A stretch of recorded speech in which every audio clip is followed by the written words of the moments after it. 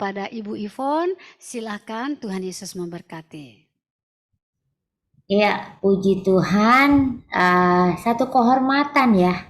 Saya berada di dalam ruang Zoom ini dan saya percaya ini semua bukan karena kita, tapi semua karena agenda Allah untuk kita semua. Perkenalkan, nama saya Ivon dan biasa dipanggil Kak Ivon.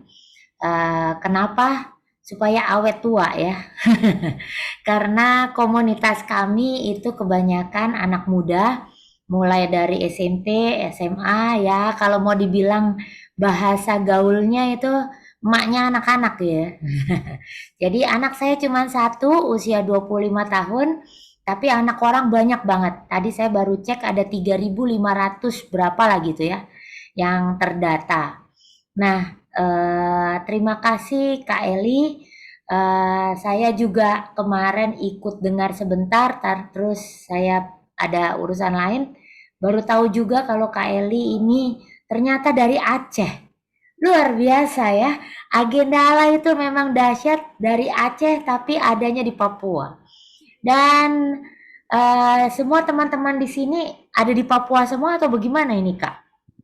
Ya, ada yang dari Papua, tapi di sini ada yang dari sekarang ya, ada yang dari Medan, ada Hmm. yang dari Jakarta, Banten, ada Bekasi, ada yang dari Sarawak ya, dari Wah, Malaysia. Dan ada yang dari mana? Ini Ibu Selviana mungkin dari Ambon kah? Ini dari NTT, Ya, Nusa Tenggara Timur. NTT. NTT. Nusa Tenggara Timur. Ya, NTT. NTT. Dan sering sekali rata-rata umumnya kita 15 sampai ya 15 provinsi kalau dalam sekali pertemuan, walaupun secara jumlah nggak begitu terlihat banyak, tapi mereka adalah para leader, para penggerak ya, para mereka juga ada orang-orang yang bergerak dalam jaringan ya. Ya, kita tunggu saja sementara mungkin akan masuk ya pelan-pelan karena mungkin sibuk Natal ini semuanya. Iya. Silakan ya Ivan melanjutkan. Ini izin, saya dikasih waktu berapa menit? Sebenarnya sih boleh 45 menit, tapi kalau ada kesaksian diselipkan, karena tujuan kami ya, kadang kami boleh memberikan ruang atau waktu lebih panjang, karena satu kami mau menangkap visinya, kedua kami mau melihat bagaimana di marketplace anak-anak Tuhan yang bergerak di 7 gunung itu apa tantangan, apa problem mereka, dan apa yang mereka sedang kerjakan. Untuk nanti kami doakan, ini kan rumah doa, ya Ya. silakan. Oke, sebelumnya kembali saya mengenalkan diri, saya Ivoni Zakaria namanya sebetulnya. Kalau ditanya pakai gelar segala macam itu saya paling minder ya. Karena saya tidak S1, sebetulnya CBC itu saya dapat dari sekolah Alkitab. Suami saya meninggal karena COVID tahun 2021 yang lalu dan merupakan agenda Allah juga. Akhirnya saya sekolah Alkitab setelah dia nggak ada, kelas 1 dan kelas 2 secara online, tetapi bukan untuk menjadi gembala sidang atau seperti biasanya dibilang gembala domba. Saya memilih untuk menjadi gembala taman safari. Ya, terakhir waktu saya sebelum lulus sekolah Alkitab, ya harusnya berkhotbah gitu ya. Nah, saya memberi judul khotbah saya itu Gembala Domba, Kandang Domba, atau Kandang Taman Safari. Karena buat saya pelayanan yang saya lakukan sekarang ini,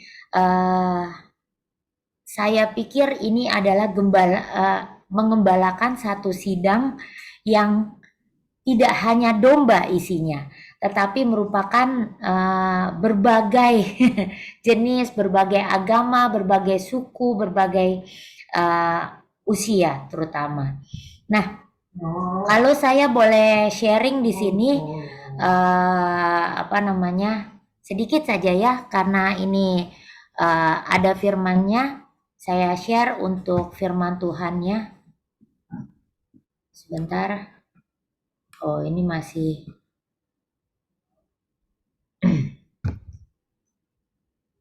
Nah,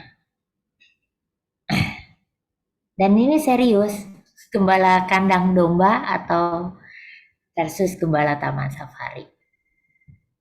Nah, ayat emas yang saya ambil adalah amanat agung yang seharusnya menjadi amanah ayat emas semua yang sudah pernah mengenal Yesus. Yaitu saya pilah-pilah di sini Matius 28 ayat 19 sampai 20. Poinnya saya bagi menjadi 4. Yang satu, pergi. Pergilah. Yang kedua adalah jadikanlah. Tapi jadikanlah ini ada catatannya. Semua bangsa. Berarti kan kita tidak hanya pergi kepada yang Kristen saja. Semua bangsa dijadikan apa? Murid. Berarti kalau menjadikan murid kaitannya dengan yang keempat ini, yaitu ajarlah mereka melakukan segala sesuatu yang telah kuperintahkan. Dan ketahuilah aku menyertai kamu sampai akhir zaman. Nah, di sini saya ada kasih kata-kata di sini I can, I will, dan I am ready. Setiap kita umat Kristen biasanya pasti berkata, oke Tuhan, ini aku, utuslah aku. Berarti kita siap gitu kan ya. Nah, siapnya itu kemana? Panggilan kita memang berbeda-beda. Ada yang untuk mengembalakan anak-anak, ada yang mengembalakan remaja, ada yang mengembalakan gereja, ada yang mengembalakan orang-orang tua, ada yang mengembalakan orang-orang sakit. Nah, memang yang saya gembalakan itu adalah yang sangat unik. Siapakah mereka? Nah, ini kalau saya boleh bilang, saya selalu menggunakan kata agenda Allah. Jadi memang tidak nyaman. Jujur ini tidak nyaman karena harus berada di kandang yang bukan kandang sendiri gitu ya. Tetapi saya dikuatkan dengan satu ayat, yaitu Yohanes 10 ayat 16 yang berbunyi, ada lagi padaku domba-domba lain yang bukan dari kandang ini. Domba-domba itu harus kutuntun juga, dan mereka akan mendengarkan suaraku, dan mereka akan menjadi satu kawanan dengan satu gembala. Nah, ayat ini waktu saya dapatkan itu sangat menguatkan saya untuk melakukan semua pelayanan saya. Jadi di sini Tuhan sebenarnya melihat ada domba yang lain. Nah, kalau saya mengartikan domba-domba yang bukan dari kandang ini, artinya bukan dari gereja lokal, atau bukan dari sinode saya, atau bahkan bukan dari Kristen saja. Saya mengartikannya begitu. Tetapi di sini jelas dikatakan Tuhan bahwa domba-domba itu harus dituntun dan mereka harus mendengarkan suara. Dan mereka menjadi satu kawanan untuk menjadi dengan satu gembala. Nah, apa yang sedang kami lakukan? Nah, ini dia ya. Kalau temanya adalah generasi emas, apa hubungannya sebenarnya? Saya mencoba mencelikkan mata kita semua. Puji Tuhan kalau di sini para leader yang ada, semoga bisa memahami kita bersama-sama membangun generasi emas untuk kita bawa kepada Tuhan. Ya, pemerintah Indonesia, kecuali yang ada di Sarawak ya, berarti pemerintahnya Malaysia. Nah, yang lainnya yang ada di provinsi manapun, pemerintah Indonesia, berarti kita punya satu bendera, yaitu merah putih. Nah, saya bersyukurnya kita sudah punya satu Tuhan, yaitu Tuhan Yesus. Gitu ya. Nah, Tuhan menurut saya loh ya, secara pribadi banget, itu sudah memberikan satu orang presiden yang menyatakan revolusi mental. Revolusi mental itu ada 1358. Ini saya menggunakan bahasanya negara yang di atas itu, yaitu satu tujuannya Pak Presiden waktu itu adalah merubah perilaku. Nah, saya samakan itu. Merubah perilaku. Bukankah kita sebagai orang Kristen juga tujuannya adalah membimbing, ya kan? Setiap orang, amanat agung sudah dibicarakan, menjadikan semua bangsa murid. Berarti apa? di sini sudah sejalan dengan apa yang Tuhan mau, merubah perilaku gitu.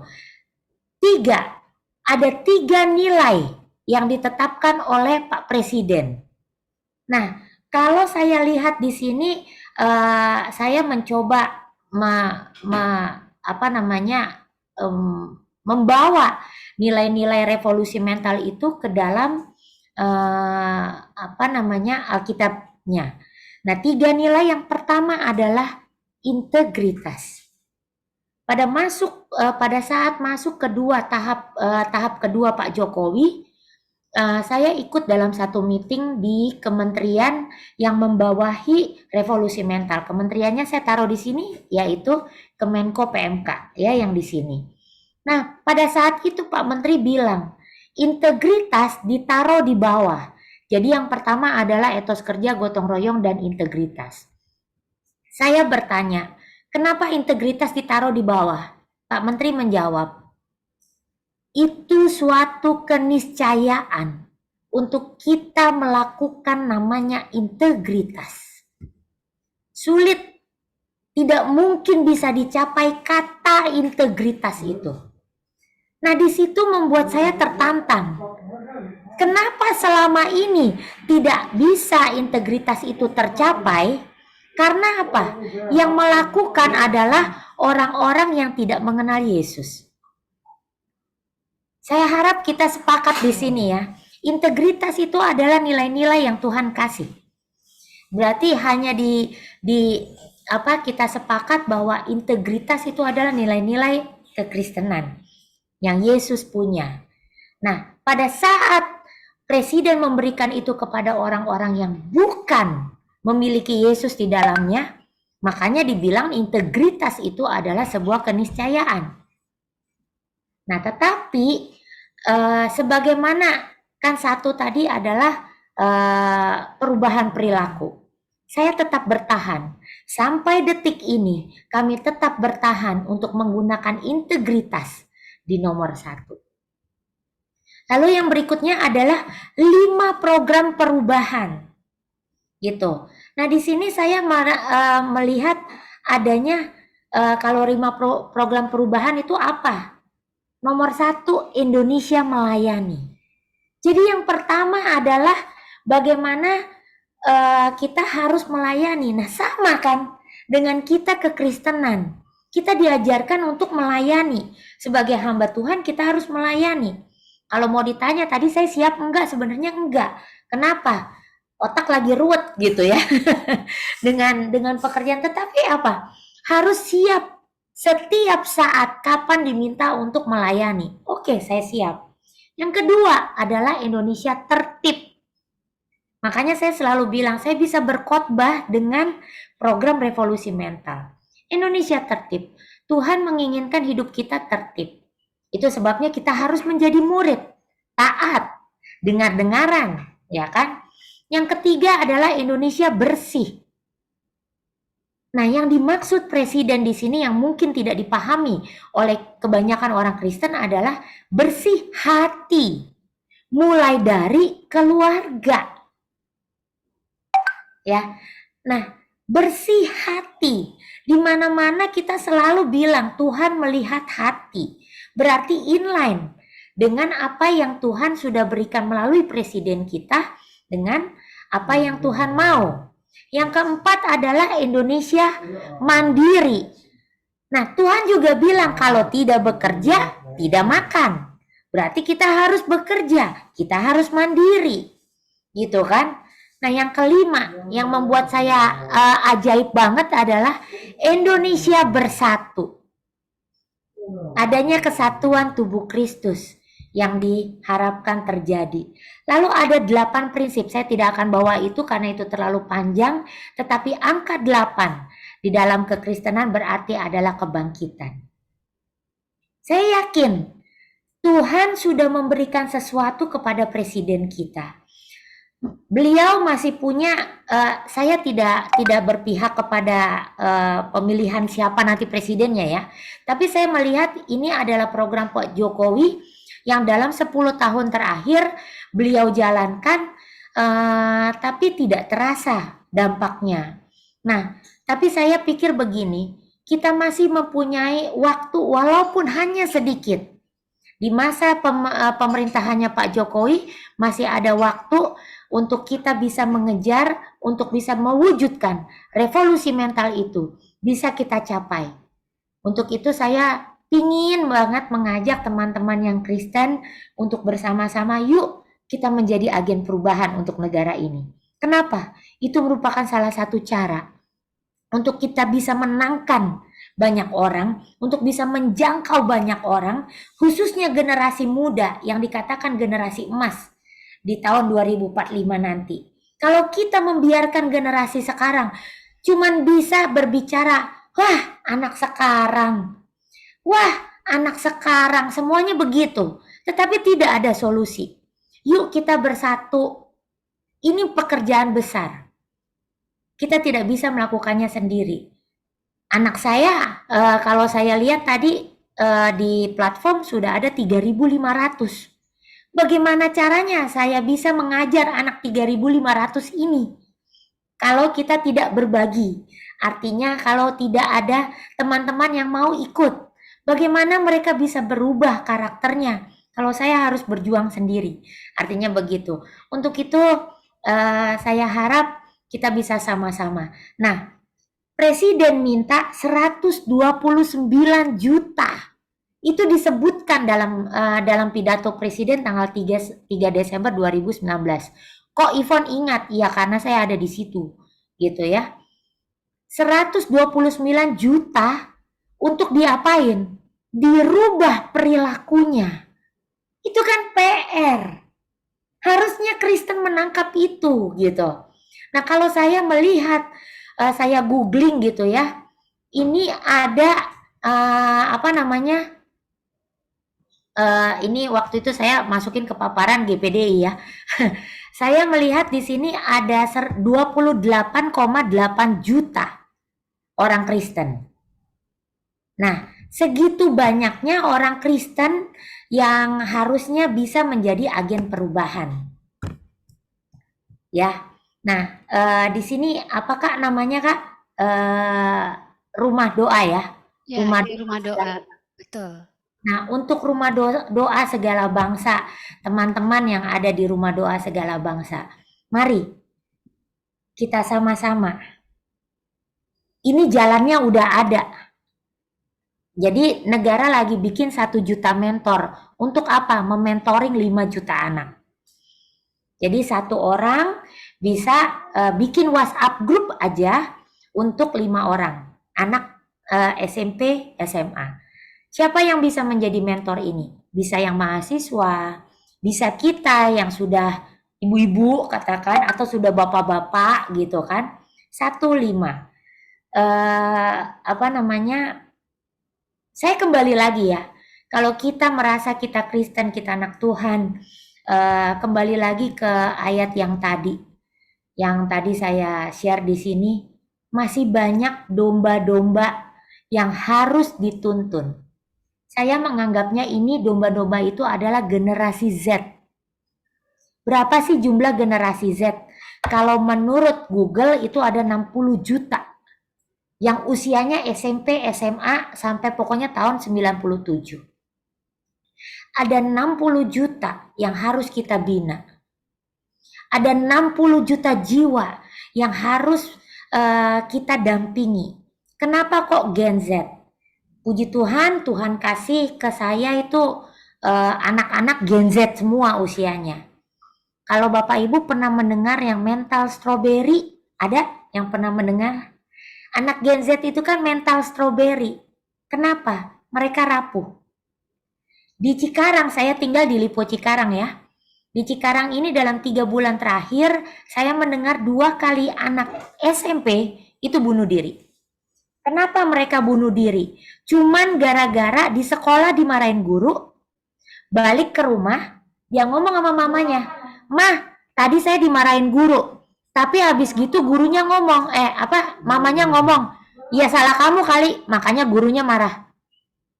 Udah, sesimpel itu anak itu bunuh diri. Gitu loh. Sesimpel itu. Nah, waktu saya pergi ke Jogja, itu saya disamperin sama rektor dari Mercu Buana. Dari Mercu Buana bilang begini, Ibu Ivon itu kapan dijalanin program 1.5-nya? Terus saya bilang, kenapa Pak? Mahasiswa saya bunuh diri. Gara-gara datang ini anak, jadi teman-temannya yang cerita. Anak ini keadaannya lagi down. Ceritanya dia lagi ya mungkin sedih, dia datang ke teman-temannya. Guys, gue pengen curhat. Ngomongnya begitu. Ini saya diceritanya begitu. Lalu teman-temannya sibuk.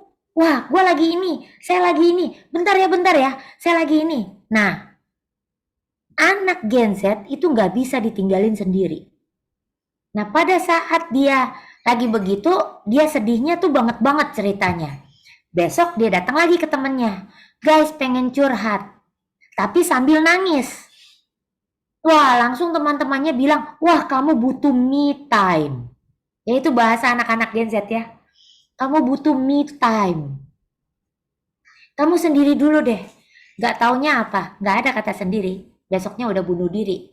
Udah ketemu mayatnya di sungai. Ini real. Gitu ya. Dan beberapa anak didik kami yang katanya Kristen, bahkan mereka anak gembala, itu datang ke saya curhat, Kak, saya nggak bisa menghadapi situasi kayak begini. Ada apa? Saya tanya. Tugasnya ini dia sebut. Jadi itu masalah tugas sebenarnya. Kebanyakan Kak, penat sekali Kak. Gitu. Terus saya tanya, lalu? Udah saya pengen mati aja. Cuman gara-gara kebanyakan tugas dia pengen mati. Judulnya gitu. Dan ini real. Kapan saya terakhir dapatin itu? Tanggal 16 kemarin pada saat acara.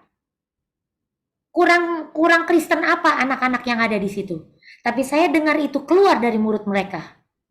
Saya kaget. Saya bilang, kenapa kamu memutuskan gitu? Kamu nggak lihat Kak Ivon? Terus mereka bilang, justru karena saya ngelihat Kak Ivon kok begitu tegar. Kami kenapa nggak bisa seperti Kak Ivon? Saya bilang, butuh latihan. Untuk bisa menjadi karakter seperti ini yang tetap tenang, tidak panik gitu kan ya. Nah, anak-anak itu dengan mudahnya saya mati aja. Dan beberapa anak memang bilang begitu. Pada saat mereka mengalami tekanan, mereka bilang mereka mau mati. Nah, ini sebenarnya masa yang genting. Apakah gereja menyadari hal ini? Ayo, kakak-kakak semua yang ada di sini. Itu anak-anak kita. Tanggal 16 kemarin yang ada di sekitar saya itu Kristen. Tapi di saat itu mereka tarik saya, satu anak tarik saya, langsung dia bilang, kakak duduk dulu. Saya diperintah begitu sama dia. Ya udah saya duduk. Saya tanya, ada apa? Dia cerita begitu, pengen mati. Bayangin, pengen mati lagi acara Kristen ini dia pengen mati. Itu kan ironis sekali gitu. Kita sebentar lagi mau doa, mau worship. Dia ngomong kayak begitu gitu kan. Saya bilang, aduh Tuhan Yesus. 1.5 itu makanya di atasnya 1 nanti ada lagi. Jadi saya bikin kayak sistem MLM gitu. Supaya apa? Bisa saling backup. Jadi kalau kita nanti nanyain gitu kan. Hai, kelompok kamu aman? Aman. Oh ya sudah aman. Kalau dia, enggak Kak. Saya sendiri lagi down ini. Saya sendiri butuh teman curhat. Tolong Kak. Nah, yang di atasnya tolongin mereka lagi. Sistemnya begitu yang kami buat ya. Memang belum dijalankan tapi itu kerinduan saya. Tadi pagi saya ditelepon sama BPIP. Kalau kayak gitu kita minta aja ke pesantren-pesantren. Dia bilang begitu kan. Memang bisa. Tapi nilai integritas itu tidak akan bisa tercapai ya teman-teman semua kakak-kakak. Tuhan mau ada perubahan. Perubahan seperti apa? Di sini jelas. Ayat ini jelas mengatakan, Yohanes 10 ayat 16 jelas mengatakan. Supaya mereka mendengar suaraku, bukan suara yang lain. Gitu. Ini makanya saya itu agak ngotot kenapa ngajak teman-teman dari ke Kristen. Kenapa kok kalau saya makanya saya banyak di BPIP, mereka banyak menggandeng pesantren-pesantren. Memang iya, kita bisa bekerja sama dengan semua orang. Tapi apakah mendengar suaraku di sini, jadikan semua bangsa muridku di situ akan tercapai? Poinnya adalah di situ. Ya mungkin itu ya yang saya ingin sampaikan. Kalau kesaksian saya adalah, oh ya saya sharing yang ini deh. eh yang kami lakukan di pulau ya, yang kami lakukan di pulau. Sebentar. Nah ini yang saya lakukan di Kepulauan Seribu. Ini pulau nggak gede memang, nggak gede, tapi pulaunya dulu sebelum kami masuk tuh jelek banget, rusak, hancur segala macem lah. Nah, saya masuk bersama dengan anak-anak. Ya, yang Tuhan kasih ke saya nggak tahu kenapa tuh selalu anak-anak. Nah, ini mereka, anak-anak ini ya. Nah, kami membentuk Pulau Seribu, mengubah Kepulauan Seribu yang sekarang, yang tadinya itu kotor, berantakan, jelek, sampai akhirnya kita sudah bisa mereka bisa menerima setiap tanggal merah itu 1.000 pengunjung. Ya, jadi udah bisa meningkat ekonominya. Caranya gimana? Anak-anak pulau membuat film. Ya, ini dia ya, kalau saya di GPDI itu agak tidak alkitabiah. Makanya saya tidak disukai banyak pendeta karena Ivon bikin film gitu. Nah, waktu pembuatan film, ya memang gitu Kak. Ivon bikin film sesat katanya, ya oke lah, nggak apa-apa lah. Saya minta konfirmasi Tuhan, 3 kali Tuhan konfirmasi. Jadi dari Tuhan panggil saya 2011 sampai 2022 kemarin 7 kali konfirmasi Tuhan. Ya, dan 3 kalinya itu terkait dengan film. Yang satu jelas, bikin film bawa ke bangsa-bangsa. Jelas sekali itu nubuatan nomor 3 ya. Saya ceritakan sekilas saja. Yang pertama, menjadi gembala anak muda bangsa-bangsa. Yang kedua, Tuhan akan bukakan 7 pintu, dan saya baru tahu 7 pintunya itu adalah 7 gunung. Dan saya baru tahu 7 gunung itu pada saat saya sekolah Alkitab. Waktu saya belajar 7 gunung, itu jujur saya nangis. Saya bilang begini sama Tuhan, Tuhan gak bisa ya ngajarin saya 7 gunung ini pada saat suami saya masih ada. Saya bilang begitu. Kenapa harus suami saya meninggal, saya baru tahu tentang 7 gunung ini, gitu. Ya agenda Allah mungkin ya.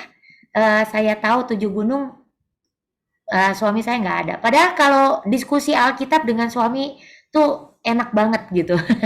Nah, kemudian yang ketiga adalah baru Tuhan bilang bikin film, bawa ke bangsa-bangsa. Lalu yang keempat, saya bikin film waktu itu dalam 6 bulan kami bikin film sama anak-anak. Terus saya nggak tahan lah, artinya karena saya bukan orang film ya. Jadi waktu itu pokoknya ruwet banget deh hidup saya waktu itu. Jadi saya bilang saya nyerah, saya nggak mau bikin film.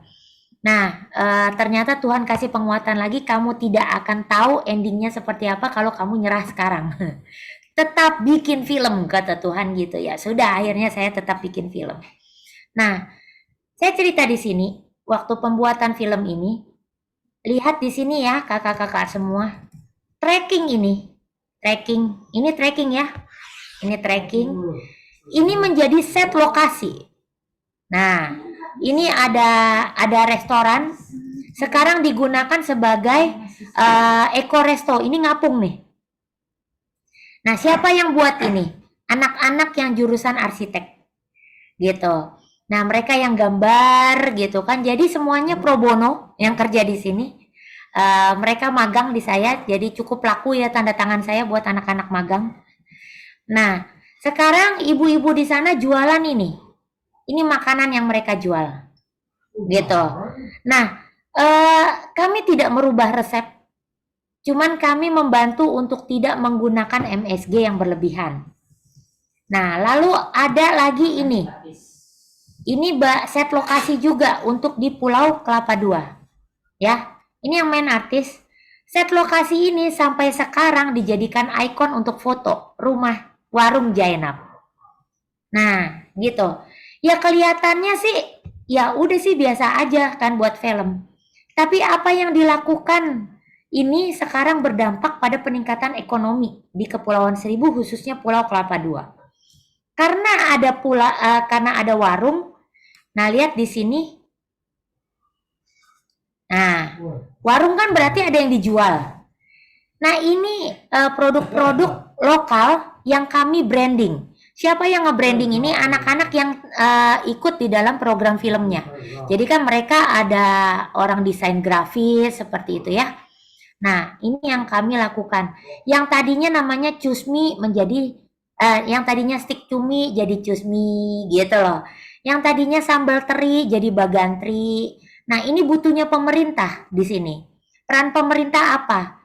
Setelah kita bantu untuk desain, pemerintah yang siapkan packaging-packagingnya. Siapa yang nyiapin ini? Bank Indonesia. Nah, ini ya, ada abon ikan namanya Boni. Ini ikan selar. Terus di sini ada gimaku, gigit dan makan aku gitu ya. Nah, ini dari ikan selar dan ini suri sukunduri.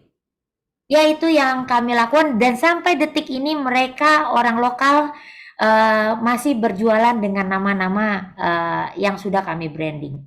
Ya puji Tuhannya akhirnya itu menjadi berkat buat masyarakat lokal.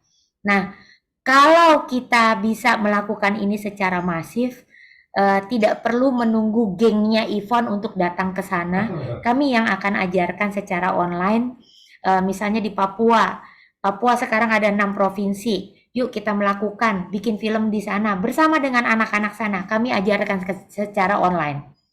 Apa yang harus dikerjakan, kami ajarkan secara online. Yaitu yang kami lakukan selama ini. Kenapa? Karena secara negara, terlepas dari Tuhan Yesus datang atau belum ya, tahun 2045, 100 tahun Indonesia merdeka, itu targetnya adalah untuk menjadikan Indonesia berada di posisi 4 besar. 4 besar itu berarti ekonominya meningkat. Kalau ekonominya sudah makmur, berarti kita juga yang masih hidup, anggaplah di tahun 2045, kita juga makmur. Itu targetnya Indonesia. Kenapa dibilangnya Indonesia Emas 2045? Nah, siapa yang akan menjadi pemimpin di situ? Itu adalah anak-anak kita. Kalau kita lihat itu 22 tahun lagi. Usia saya 50 tahun. 50 ditambah 22 berarti 72 tahun. Mungkinkah saya masih menjadi pemimpin? Kalau Tuhan Yesus belum datang ya. Kak Eli umur berapa? Coba. Gitu kan? Mungkinkah 22 tahun lagi masih bisa begini gitu. Tetapi anak-anak kita sangat mungkin. Nah, itu sebabnya saya masuk ke anak-anak SMP, SMA dan mahasiswa. Kenapa? Karena mereka yang harus menjadi pemimpin. Siapa? Yuk kita dulukan anak-anak kita yang Kristen. Gitu kan? Jangan mau kalah dengan yang lainnya. Itu sebabnya saya kejar itu yang namanya MPK. Mana komunitas anak-anak Kristen. Kenapa? Kalau Tuhan Yesus belum datang, mereka yang akan menjadi pemimpin. Tapi kalau mereka tidak siap, berarti kan agama lain yang akan menjadi pemimpin. Padahal Tuhan bilang kita harus menjadi kepala, bukan ekor. Oke, sekian. Terima kasih Tuhan memberkati. Oke, puji Tuhan. Terima kasih ya Ibu Yvonne untuk kesaksiannya, untuk sharingnya. Firman Tuhan tadi sangat memberkati sekali karena memang amanat agung ya itu benar-benar harus menjadi prioritas gereja. Untuk itulah kita boleh menjadi orang yang percaya, untuk itulah gereja ada di muka bumi ini ya, agar mereka menjadi satu sarana atau wadah menyiapkan pekerja-pekerja untuk menjadi pelaksana-pelaksana daripada Matius 28 ayat 18, 19, 20 ini. Puji Tuhan saya juga diberkati dengan ayat tadi Yohanes 10 ya. Padaku ada karena ada padaku dombaku di kandang yang lain. Nih Bapak Ibu ya, di kandang yang lain. Jadi di kandang yang sana ada juga murid-murid Tuhan, dan makanya kita perlu pergi ke kandang yang lain tadi. Jadi ini memang apa yang Yvonne sharing ini sangat berkenaan dengan gerakan penginjilan, yaitu melalui kegiatan yang dia lakukan, dia menjangkau penghuni kandang yang lain tadi. Jadi bagaimana ini tadi disampaikan, kalau ya boleh kasih ke pesantren, tapi Matius 28-nya jadi nggak jalan. Seperti itu. Terus ini kan satu tantangan kalau misalnya diberikan kesempatan. Jadi karena kesempatan sedang diberikan kepada Ibu Yvonne, saya ingin sekali Bapak Ibu yang ada sebagai leader-leader di sini ya, pemimpin-pemimpin gereja, di mana Bapak Ibu punya jemaat yang adalah domba-domba yang bisa dilibatkan menjadi gerakan 15 ini tadi, menurut saya ya. Apalagi sebenarnya gerakan revolusi mental itu benar sekali, bahwa kita kalau ikut Yesus itu, kita manusia lama sudah tidak ada lagi, kita sudah menjadi manusia baru. Manusia baru itu punya 9 buah roh. Itulah revolusi mental. Jadi memang sebenarnya gerakan revolusi mental itu sebenarnya gerakan titipan Tuhan melalui Kores yang akhir zaman ini, ya, yaitu Kores itu seorang raja yang tidak mengenal Tuhan tapi dengar suara Tuhan dan dia melakukan taat begitu ya. Jadi saya pun kalau Yvonne tadi ambil angka 1, 3, 5, 8 gitu, angka profetik sekali. Dan ternyata kalau dicari makna-makna yang kayak ditarik kepada firman Tuhan itu cocok gitu. Dan bukan hanya yang Yvonne baru saja sharing ya. Tetapi saya sering kali menemukan Jokowi itu bikin apa ya untuk hal mungkin bagi orang lain biasa ya, untuk program kerja seorang presiden gitu ya. Tapi simbol yang dia ambil, ataupun statement yang dia gunakan, atau lokasi tempat di mana dia melakukan satu tindakan-tindakan, itu menurut saya sangat profetis. Ya, jadi saya pikir, nah ini sharing lagi ya buat Bapak Ibu semuanya. Saya pernah ya dalam satu kali mimpi, ini mimpi ya, mimpi Bapak Ibu ya, ini sangat sifatnya sangat pribadi. Tapi saya mau bersaksi juga sedikit. Sekali waktu saya bermimpi seperti ini. Waktu itu saya masih di Jakarta, dan waktu itu kami sering sekali dalam gerakan kami itu membuat acara-acara kebangsaan. Seringkali kami bikin diskusi atau seminar seperti itu, mengundang dari 7 gunung tadi ya. Untuk hal kita bagaimana sebagai bagian daripada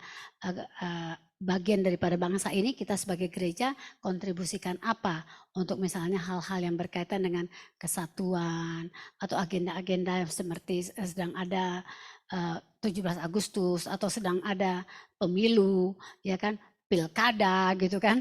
Jadi Bapak Ibu dalam waktu saat itu saya mimpi begini. Dalam satu lapangan, di satu lapangan gitu ya. Saya di keramaian itu saya lihat ada Jokowi.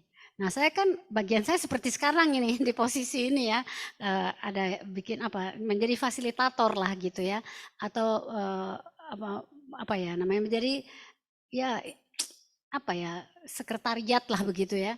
Jadi waktu saya lihat Jokowi, saya langsung kepikir gini, ada Pak Jokowi, kan kita sebentar lagi mau ada acara, saya mau ajak Pak Jokowi ini mau minta dia jadi pembicara gitu ya. Jadi di lapangan itu saya langsung kejar dia, langsung saya bilang, Pak Jokowi, tanggal sekian kami mau ada acara. Terus, oh iya, kami minta Bapak jadi pembicara. Saya ambil catatan saya, agenda gitu ya. Tanggal sekian Pak, Bapak siap untuk menjadi pembicara kami mengundang Bapak. Jokowi bilang, oke, saya siap. Terus tanggal berapa? Disebutkanlah satu tanggal. Terus dia sendiri yang bilang, ingat lo ya, tanggal sekian lo ya. Padahal dia yang saya undang, tapi dia yang ngomong gitu. Ingat lo ya, tanggal sekian lo ya. Nah, udah begitu. Oke, siap ya. Jadi saya agak sibuk dengan buku saya dan sebagainya. Terus waktu saya mau cari tas saya di mana ya? Saya lihat di sana tas saya digendong sama Pak Jokowi.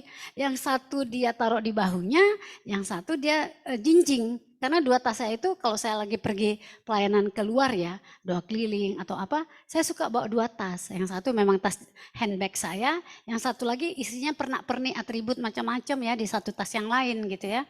Terus Loh, kok dibawa tas saya? Saya kejar dia, "Pak, Pak, jangan, itu tas saya." Maksudnya, janganlah Bapak membawa tas seorang katakanlah rakyat jelata begini, dia kan presiden, jangan dia yang pegang berat-berat begitu. "Ah, enggak apa-apa, enggak apa-apa," dia ketawa-ketawa kan, "Hehehe, enggak apa-apa, enggak apa-apa." Waduh, udah gitu saya terjaga dari mimpi. Nah, waktu itu zaman itu saya punya teman di KSP kerjanya. Seorang anak Tuhan di KSP, lalu kemudian kantor staf presiden Bapak Ibu ya. Jadi waktu itu saya tanya, "Hei, saya mimpi begini artinya apa ya?" Terus dia bilang, dia seorang Katolik jawab begini, "Mbak Eli, itu artinya beban doa Mbak Eli selama ini sudah dipikul sama Jokowi. Apa yang Mbak Eli doakan dalam doa-doa Mbak Eli mengenai Indonesia, mengenai bangsa ini sudah dikerjakan oleh Pak Jokowi lewat program-program pembangunan." Waktu dia jawab begitu saya terkesima. Wow, hah? Begitukah artinya? Ini orang Katolik ya, kok bisa jawab gitu? Terus saya bilang, pikir lagi dalam hati, mungkin ada benarnya ya. Jokowi dipakai Tuhan untuk menjawab doa-doa kita. Karena apa? Itu tadi saya bilang, seringkali program-program yang dia bangun sangat profetis, sangat bernilai-nilai kerohanian, dan sangat value-nya itu value kerajaan Allah gitu. Jadi Bapak Ibu kalau bisa tarik ke ayat-ayat tertentu seperti tadi Ivon, ayat nomor 1 dia tarik kepada kesatuan ilahi, kesatuan tubuh Kristus. Yang 3-nya dia tarik kepada ayat mana. Yang 5-nya dia tarik sebagai nilai-nilai dari Tuhan juga. Yang 8-nya dia tarik juga ke sana. Jadi itu ya, saya sangat setuju dengan apa yang disaringkan oleh Ivon malam hari ini. Karena ini adalah forum rumah doa. Jadi saya percaya ya segala sesuatu yang Tuhan izinkan ada meaning-meaning tertentu yang kita boleh garis bawahi, kita catat. Saya menangkap begitu, mungkin Bapak Ibu menangkap apa, boleh-boleh saja ya, puji Tuhan. Baik, sebelum yang lain bertanya ya, Ibu Ivon, saya ingin Ibu menjelaskan apa itu Kinaria, dan apa itu menjadi visi misinya, dan lalu kegiatan yang di Gelora Bung Karno kemarin itu seperti apa, sampai dengan kemarin ada kegiatan di mana itu? Di BPIP atau di mana yang baru sekali Ibu sharing fotonya ya? Lemhanas. Nah, di Lemhanas. Mungkin kami perlu untuk di-sharing lebih banyak supaya lebih mengenal, lebih menangkap lagi dengan kaitan dengan 15 itu tadi. Silakan Ibu Ivon. Oke, Kinaria itu adalah sebetulnya wadah kami koperasi. Nah, kalau udah bicara koperasi, itu sebenarnya jujurnya saya lebih nyaman bicara di Katolik. Karena mereka kuat sekali untuk koperasinya ya. Koperasi itu adalah salah satu atau bukan salah satu, satu-satunya model ekonomi Pancasila. Dan kalau menurut saya, satu-satunya juga yang Tuhan mau sebetulnya. Kan ada Alkitab juga Tuhan, ayat Alkitab yang bilang apa sih, apa yang mau masuk ke kerajaan surga itu kita kadang-kadang terkendala karena kekayaan kita kan, karena harta kita gitu kan. Nah, sedangkan kalau di koperasi itu kita adalah fungsinya menabung seberapapun yang kita punya dan kita ada pengelolanya untuk mengusahakan uang itu bisa berjalan dengan baik, lalu kita profit sharing. Nah, itu yang diambil. Nah, Kinaria itu dibentuk oleh 7 kementerian dan lembaga di tanggal ulang tahunnya itu nanti 7 tahun di tanggal 24 Januari 2024. Jadi 7 tahun ya. Saya senang sekali belajar angka gitu. Jadi saya percaya di 7 tahunnya itu yang saya doakan sama Tuhan, di 7 tahun Kinaria akan ada 1 juta anak Tuhan yang mau menjadi mentor anak-anak muda Indonesia. Itu doa saya ya di tanggal 24 Januari nanti. Nah, wadahnya Kinaria itu apa yang kami lakukan sampai saat ini adalah ada 4 hal yang kami lakukan, yaitu memberikan edukasi kepada anak-anak. Jadi kami memberikan talent mapping for free. Talent mapping itu isinya tentang apa? Tentang mereka anak-anak kita bisa tahu karakternya seperti apa, Misalnya karakter saya, contohnya karakter saya ini cepat akrab dengan orang lain gitu, atau ada nanti yang lain sangat teliti dalam melakukan sesuatu gitu, itu kan karakter ya. Ataukah saya lebih cenderung menjadi pemimpin, misalnya begitu. Nah, karakter itu akan terbaca. Lalu yang begitu yang kedua adalah anak-anak bisa memahami apa sih peminatannya mereka. Peminatannya itu seperti ini. Supaya tidak ada lagi anak-anak misalnya SMP ditanyain, nanti kamu mau masuk apa? SMA atau SMK? Nggak tahu. Ikut mama, mama suruhnya ke sini. Ikut teman gitu, nggak ada lagi. Karena mereka udah tahu, oh saya ternyata kekuatannya di apa gitu. Lalu kalau sudah SMA, tidak mau melanjutkan kuliah atau mau melanjutkan kuliah, dia udah tahu penjurusannya kemana. Lalu kalau tidak mau melanjutkan kuliah, itu dia tahu pekerjaan yang tidak membawa dia stressful, artinya mengurangi tingkat stres. Supaya apa tadi? Kami kan edukasinya, poin utamanya adalah edukasi untuk mengurangi apa namanya, makanya ada sistem 15 mentoring itu supaya anak-anak itu tidak mudah stres gitu kan. Ya kayak kita aja lah ya, kita cuman ya mau kerjanya di bank misalnya gitu ya. Kita kerja di bank, padahal saya nggak suka tentang finance gitu. Tuh, terus kenapa kamu kerja di bank? Ya terpaksa karena saya butuh hidup. Seperti itu kan biasanya ya. Nah, itu juga jadi kita memahami, anak-anak kita memahami, dan buat buat kami di tim edukasi Kinaria itu bisa lebih apa namanya, nanti ada sesi kita bisa berbicara dengan orang tua. Jadi ada anak yang sudah mendapatkan hasilnya, lalu kita bisa ngajak forum kayak begini, Zoom orang tua dan anak kayak gitu. Kenapa? Tadi kan pesan Jokowi juga bersih hati, mulai dari hati dan dimulai dari keluarga. Berarti kita harus menciptakan keluarga yang damai, bukan keluarga yang ribut. Artinya gitu kan, bagaimana si anak bisa bicara dengan orang tua dengan baik gitu. Walaupun sekarang yang agak sulit ya menemukan keluarga, apalagi di metropolitan, anak itu punya waktu untuk bicara dengan orang tua karena orang tuanya sibuk gitu. Nah, itu yang Kinaria kerjakan. Lalu basic yang kedua adalah kami membuat konten. Kalau rasa film itu sedikit alergi gitu ya. Jadi kami membuat konten. Supaya apa?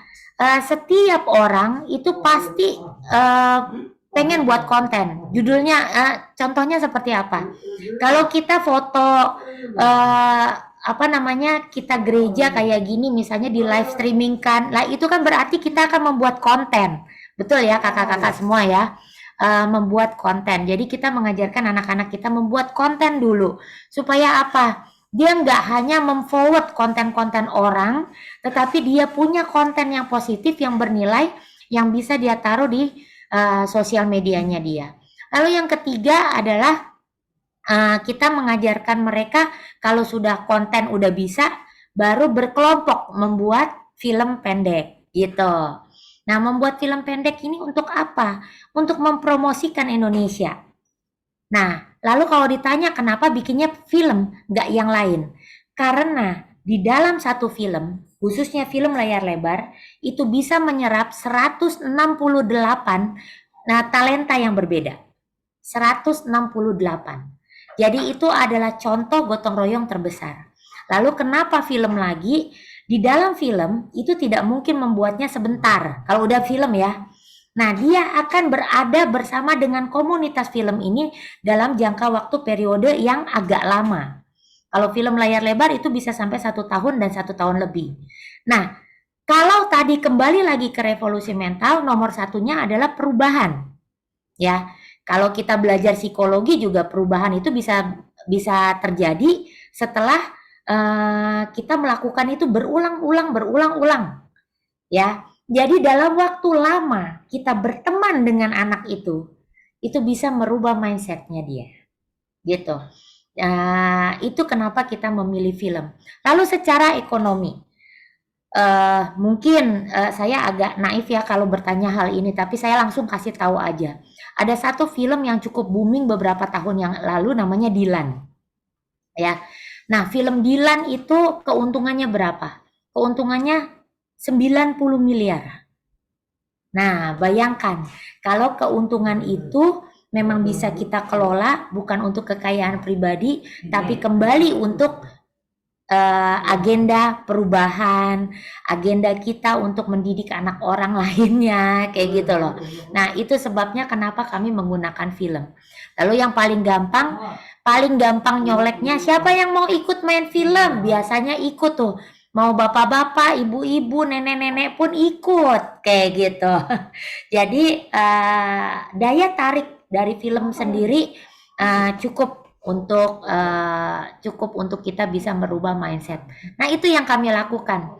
Nah, walaupun nanti perubahannya kayak sekarang itu bisa yang tadi buat film Impian Seribu Pulau itu sudah berdampak bagi masyarakat lokal, pariwisatanya meningkat, UMKM-nya meningkat, gitu kan. Nah, itu berbagai hal bisa dipecahkan dalam satu produk film. Nah, yang berikutnya ya adalah karena Tuhan memang suruhnya bikin film. Jadi kami tidak membuat yang lain, memang suruhnya bikin film. Intinya begitu. Nah, tanggal 24 nanti Januari 7 tahunnya saya berharap sekali anak-anak Kristen bisa menjadi bagian dari gerakan ini, agen perubahan. Nah,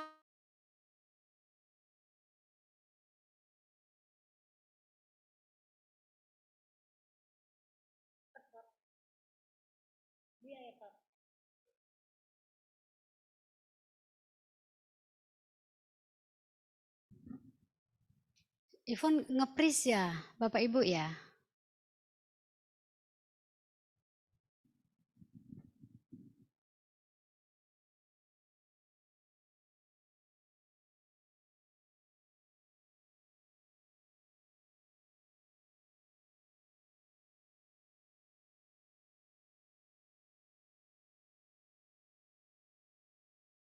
Ya, tadi nge-freeze Ivon, halo. Ya, itu mic-nya tertutup.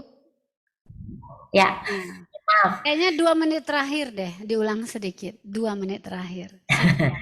Iya, bisa ikut anak-anak sekali lagi ya, karena di sini adalah leader. Ayo kita menjadi mentor. Nggak usah mentor yang gimana-gimana amat lah. 15 itu tadi kita punya WhatsApp group berlima, tetapi nanti diatur supaya apa? Sustainable, kelanjutannya ada. Ya, mungkin nggak nanti misalnya Kak Dewi ya dari Papua, ternyata dia punya tim ini Muslim, ya sangat mungkin gitu. Jadi jangan itu tadi ya, makanya saya buka dengan kalimat kita menjadi gembala taman safari, bukan gembala domba. Ya, jadi mungkin nggak nanti grup ini ada yang Muslim atau ada agama lain, sangat mungkin. Disitulah kita menjadi suratan terbuka. Kenapa? Begitu kita komplain, mereka langsung nangkep. Oh, kalau komplain boleh, gitu kan? Jadi benar-benar jaga sikap seperti yang Kak Eli bilang, 9 buah roh itu harus kita hidupi di sepanjang hidup kita itu banget. Kenapa? Karena kita bergaul dengan orang yang bukan Kristen. Itu ya. Yang bikin kadang-kadang orang Kristen tuh, aduh capek lah. Itu hanya orang-orang tertentu. Saya juga pernah digituin. Orang-orang tertentu yang bisa melaksanain panggilan kayak yang kamu jalanin gitu kan. Saya bilang saya kembalikan lagi aja ke amanat agung. Pergi. Jadi bukan diem di gereja. Saya cuma bilang begitu sih. Ya mohon ya kakak-kakak semua yang punya komunitas Kristen, terutama anak-anak Kristen, yuk dilibatkan semua. Indonesia butuh. Indonesia butuh. Jangan kita menjadi orang yang eksklusif. Kenapa? Kadang-kadang nih ya, saya menganalisanya begini. Kenapa kok saya sulit sekali mengajak orang Kristen bergabung, tapi mudah sekali mengajak orang Muslim bergabung? Karena kita menyandang gelar anak Allah. Ya kan? Jadi kalau kita ditaruh di sini, gua anak bandel-bandel dikit nggak apa-apa lah, ntar juga pasti diampuni gitu. Sedangkan mereka Mereka butuh Oh, keselamatan itu. Ya kan?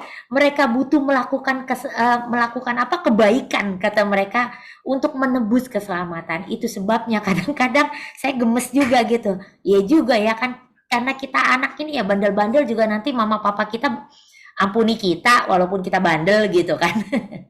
Ya seperti itu. Terima kasih. Ya, puji Tuhan. Terima kasih ya Ivon untuk tambahan info keterangannya. Mungkin nanti untuk saya sih mungkin yang lain juga ya. Mungkin kriteria atau secara teknisnya ini yang 15 ini bagaimana memulainya dan apa yang akan dilakukan arahan-arahannya. Misalnya ketika komunitas itu kita sudah punya gitu ya. Seorang ya katakanlah hamba Tuhan di sini udah punyalah 5. Nah, dan apakah 5 itu harus di luar jemaat, harus yang dari katakanlah lingkungan perumahan atau di mana kita melayani atau tinggal. Apa tuh kira-kira mungkin lebih detail ke arah situ. Namun sebelumnya, sebelum Ivon menjawab, Bapak Ibu tolong ada pertanyaan juga ya buat Ivon, karena kita di sini kan sifatnya juga saling melengkapi, saling memberkati, dan mungkin ada tanggapan-tanggapan lainnya juga. Bapak Ibu ya boleh tolong dipersiapkan. Sementara mungkin kalau belum ada, Ivon boleh jawab dulu, tapi kalau ada langsung raise hand. Nanti Ivon sekali jawab. Oh ya, Ibu Dewi, silakan Bu Dewi. terima kasih Kak Ivon. Ya. Untuk masukannya kita semakin dilengkapi, semakin kaya ya. Apalagi ada program pemerintah seperti itu, wah kita semakin semangat nih ya. Puji Tuhan di gereja kita, kita sudah semakin diteguhkan tadi ya seperti itu. Kita sudah melakukan 10 khusus anak muda ya, 10 orang satu kelompok. Nah, itu mereka ada satu grup kita bagi 10 10 10 satu grup dan mereka punya grup WA grup dan juga mereka pertemuan 1 minggu sekali itu masing-masing kelompok terserah mau Senin, Selasa, Rabu sampai hari Jumat karena Sabtu mereka pertemuan gitu di gereja. Karena kalau mereka pertemuan melalui itu agak sulit anak muda sekarang kan kita pakai medsos aja. Mereka pakai Google Meet, mereka setiap itu tapi arahan dan pengajarannya dari gembala. Jadi apanya ini harus disampaikan siapa yang menjadi pembicara, nanti gembalanya ikut mengklarifikasi sampai akhirnya bahwa sebenarnya itu begini gitu ya. Nah, di dalam satu kelompok yang 10 itu mereka itu kan melihat siapa yang lemah, siapa yang lebih dewasa rohani, itu yang mentor minimal satu orang itu mementor 2. Nah, itu yang sudah kami lakukan, tapi masih dalam satu gereja. Nah, kita juga lakukan karena kita tahu bahwa gereja itu berkembang harus dari, nggak mungkin orang tuanya, dari generasinya nih, harus nanti bisa generasi Yeremia, generasi Yosua, generasi Yusuf itu harus kita ciptakan supaya gereja ini berdampak, itu tujuan kita sih. Terus kita juga melibatkan anak-anak youth ini untuk kita penginjilan. Pada waktu kita penginjilan ke desa-desa, kita libatkan mereka, bawa semuanya, supaya mereka juga merasakan bahwa ini loh amanat agung Tuhan, kita harus terlibat di dalam pelayanan penginjilan. Nah, itu kita lakukan. Nah, sekarang kita memang minta kepada anak-anak youth untuk bergerak ke kampus-kampus, tapi ini belum berjalan, masih wacana. Tetapi ini dengan adanya program ini, saya semakin semangat nih gitu. Jadi kalau memang ada bahannya, ada trik-triknya, kami boleh didapat sehingga apa yang menjadi wacana kita itu boleh kita terapkan 15 ya. Kita kerinduan kita memang kalau bisa orang-orang yang di luar yang belum mengenal, anak-anak yang terhilang, anak tersesat, karena sekarang pergaulan-pergaulan bebas itu sangat-sangat berdampak, adanya medsos, ada apa yang membuat generasi ini udah semakin degradasi iman ya, sehingga kita perlu membuat mereka berdampak buat orang lain, khususnya agama-agama yang belum mengenal Tuhan. Nah, itu yang kita lakukan di sini, sehingga anak-anak kita itu di youth kita ini mereka berkembang sih, sehingga acara Natal pun kemarin mereka rancang sendiri, biayanya sendiri, tidak melibatkan gereja. Mereka kumpulkan dengan caranya mereka, kita cuma support, dukung, apa yang kurang, nggak ada kurang, bahkan lebih dananya mereka masukkan ke diakonia untuk diberikan ke panti asuhan. Nah, seperti itu mereka, sehingga mereka memiliki, kami rindu mereka memiliki integritas, memiliki iman yang kuat, sehingga berdampak buat masyarakat di mana mereka ada yang bekerja, ada yang sekolah, ada yang kuliah gitu. Itu yang saya bisa sampaikan. Tapi kerinduan kami wacana yang ke kampus-kampus, ke sekolah-sekolah, mereka bisa 15. Kalau ada memang program itu caranya atau apa, semakin tajam gitu loh wacana kita lakukan di tahun 2024. Demikian Kak Ivon, Tuhan Yesus memberkati. Ya, saya jawab 15 itu karena kan saya kekuatannya tidak hanya di satu area ya, dan sekali lagi ini bukan gereja gitu kan ya. Nah, tetapi misi penjangkauan itu tadi. Mungkin sekali misalnya Kak Dewi begini. Kami akan memberikan talent mapping for free, ya kan? Untuk semua pelajar sama mahasiswa, kita kasih talent mapping, itu cara kita masuk kepada mereka gitu. Nah, cara kita kenapa? Karena kan kita butuh alat. Gabung yuk sama kita. Mau ngapain gue gabung sama lu? Gitu kan. Nah, kita akan kasih talent mapping nih. Kalau kalian bayar tuh bayarnya 100.000 loh. Bisa lebih. Bahkan ada yang 250.000 bayarnya. Ini kita kasih gratis. Nah, pada saat mereka melakukan talent mapping, ini anak-anak yang melakukan ya. Misalnya, nah mereka kan akan lakukan sendiri secara mandiri dengan HP mereka gitu kan. Nah, setelah mereka selesai mengisi itu, mereka akan menerima hasilnya. Diterima di email mereka. Nah, itu kan bisa menjadi pembuka untuk kita berbicara dengan mereka. Ya kan? Jadi misalnya nih, Ibu Dewi ada 5 yang lainnya, katakan, punya kamu gimana hasilnya? Punya kamu gimana? Nah, itu sebagai pembuka. Nah, jadi maksud saya itu adalah yang Kristen, kalau tadi dibilang anak-anak gerejanya itu sudah masuk, itu bagus sekali. Boleh nggak dia masuk sebagai timnya kami? Kami tidak bergereja, jadi jangan khawatir kami tidak merebut jemaat gitu kan. Kami bukan gereja. Jadi timnya kami, artinya mereka dulu ikut talent mappingnya, ya kan? Oh, kayak begini rasanya. Nah, supaya apa? Pada saat nanti mereka berdialog dengan anak-anak lokal, katakan gitu, kalau memang mau menjangkaunya lokal, itu mereka lebih familiar. Jangan, oh ini leadernya ya, loh kok dia sendiri, saya tanyain, ini artinya apa Kak? Ada warna merah, ada warna kuning. Waduh, iya kakak juga nggak paham. Kan nggak asik kayak gitu loh. Nah, jadi maksudnya saya, kalau memangnya ada, tetapi kalau boleh makanya jangan satu-satu ngajarnya, pegel juga gitu ya. Kalau mau nyampe 1.000.000, saya harus ngomong kayak begini satu kali kan pegel juga. Ya, kalau bisa kayak begini dari gerejanya Bu Dewi, gerejanya mana lagi, saya 1 kali ngajar. Judulnya begitu. Saya 1 kali ngajar, oke kalian menjadi mentor ya. Habis gitu baru saya sebar nih. Misalnya sebar talent mappingnya itu ke sekolah-sekolah yang non, katakan gitu kan. Nah, siapa nanti yang bantu mereka membaca? Ya kakak-kakak ini. Gitu. Untuk sementara kayak gitu ya. Karena biasanya kalau mereka sudah ngobrol, oh jadi begini dek. Warna merah itu artinya, wah kamu itu cocok loh jadi pemimpin. Nah, anak yang tadinya mungkin pendiam, gitu kan. Dia kan, hah serius kak? Saya bisa jadi pemimpin? Nah, termotivate kan. Dia akan kejar itu kakaknya. Nah gitu, biasanya sih kayak begitu ya cara kami tuh. Kakak kalau begini lagi gimana? Kak kalau kayak begini gimana? Nah kami mau mempersiapkan dulu ini tim mentornya. Supaya saat dikejar nggak gelagapan. Nah gitu, dia bisa menjawab dengan baik gitu. Ya bukannya nanti begitu selesai diajarin tuh saya lepas gitu, enggak. Nah, kami boleh tetap boleh bertanya kepada kami, apa sih artinya kalau anak nanya gini gimana jawabnya Kak?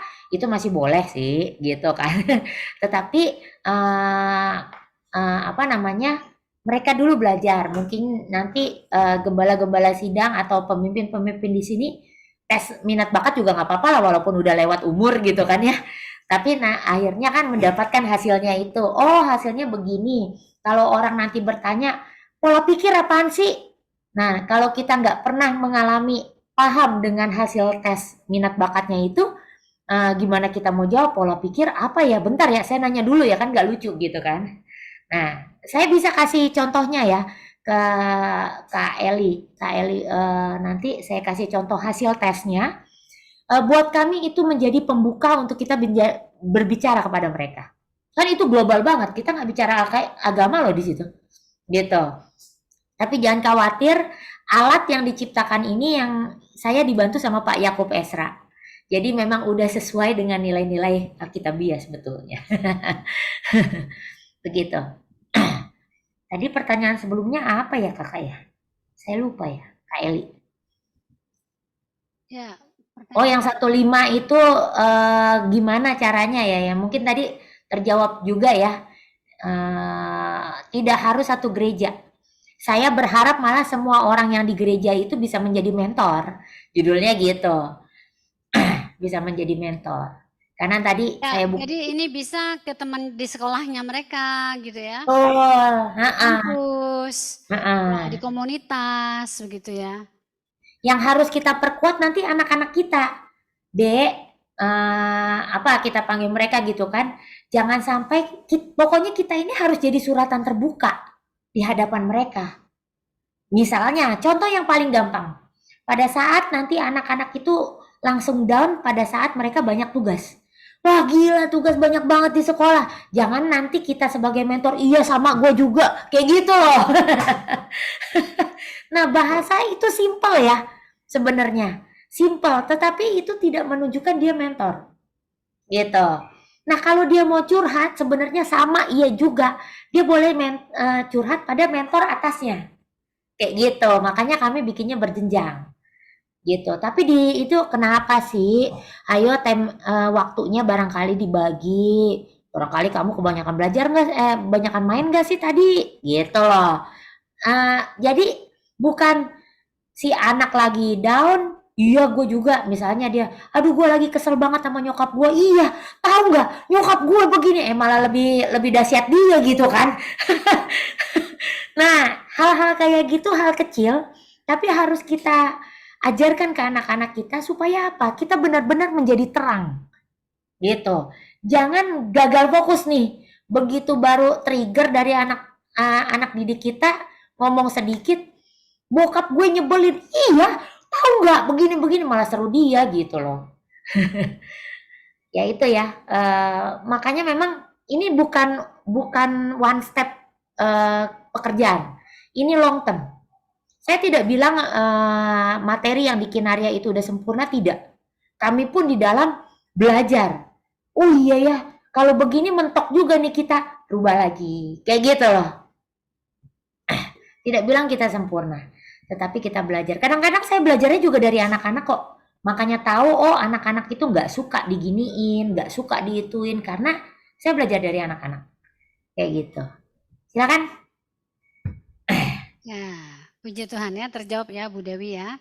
Jadi nanti Bu Dewi salah satu nih yang siap diterapkan di gerejanya. Nanti saya sedang mau bikin juga list dari yang hadir dalam Zoom ini kira-kira ada berapa gereja ya nanti yang akan bisa Ya, untuk pertemuan pertama dengan Kak Ivon. Ya di sini ada Bapak Ishak Deda, silakan Pak Ishak Deda. Pak Ishak. Ya, terima kasih Ibu Ivon. Ya. Pertama saya senang sekali mendengar hal-hal yang disampaikan.